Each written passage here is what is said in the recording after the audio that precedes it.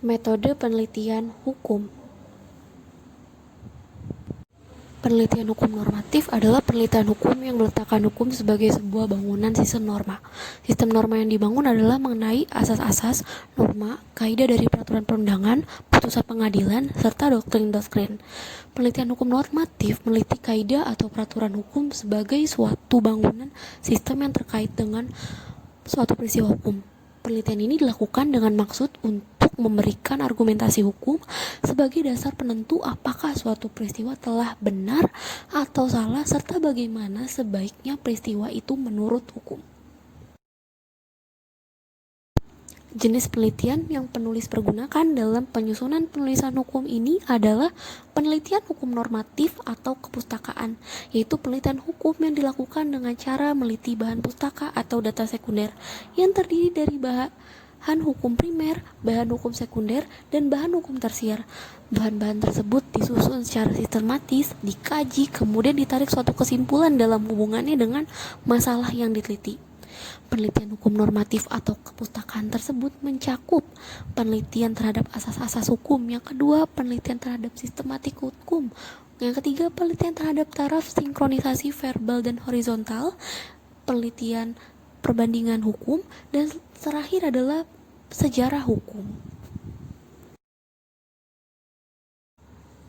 Penelitian hukum empiris adalah suatu metode penelitian hukum yang menggunakan fakta-fakta empiris yang diambil dari perilaku manusia, baik perilaku verbal yang didapat dari wawancara maupun perilaku nyata yang dilakukan melalui pengamatan langsung. Penelitian empiris juga digunakan untuk mengamati hasil dari perilaku manusia yang berupa peninggalan fisik maupun arsip.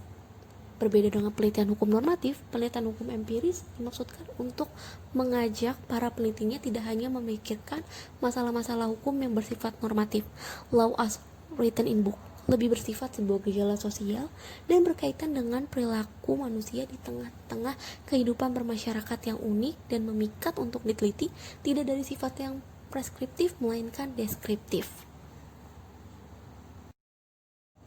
Yang terakhir, penelitian hukum sosiologis. Penelitian sosiologi hukum adalah penelitian berupa studi-studi empiris untuk menemukan teori-teori mengenai proses terjadinya dan mengenai proses bekerjanya hukum di dalam masyarakat.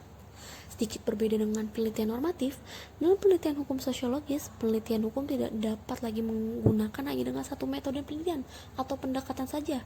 Penelitian sosiologi hukum membutuhkan kombinasi yang integral dalam pengambilan kesimpulan dari berbagai disiplin ilmu. Penelitian seperti ini biasa dikenal dengan penelitian multidisipliner atau penelitian interdisipliner atau penelitian transdisipliner. Untuk dapat membedakan dengan penelitian hukum normatif, berikut akan diuraikan karakteristik yang dimiliki pada penelitian hukum sosiologis. Yang pertama, seperti halnya pada penelitian hukum normatif yang hanya menggunakan data sekunder, penelitian hukum sosiologis juga menggunakan data sekunder sebagai data awalnya yang kemudian dilanjutkan dengan data primer. Yang kedua, definisi operasionalnya dapat diambil dari peraturan perundang-undangan, khususnya terhadap penelitian yang hendak meneliti efektivitas suatu undang-undang. Yang ketiga, hipotesis kadang-kadang diperlukan, misalnya penelitian yang ingin mencari korelasi antara berbagai gejala atau variabel. Yang keempat, akibat dari jenis datanya primer dan sekunder, maka alat pengumpul datanya terdiri dari studi dokumen, pengamatan, dan wawancara. Yang kelima, penetapan sampling harus dilakukan, terutama jika hendak meneliti perilaku hukum warga masyarakat.